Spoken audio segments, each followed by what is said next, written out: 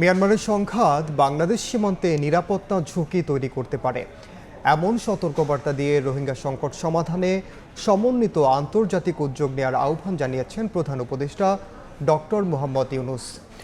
রাষ্ট্রীয় অতিথি ভবন যমুনায় জাতিসংঘের শান্তি কার্যক্রম বিষয়ক আন্ডার সেক্রেটারি জেনারেল জিন পিয়ের ল্যাক্রোইক্সের সঙ্গে সাক্ষাতে প্রধান উপদেষ্টা এই আহ্বান জানান।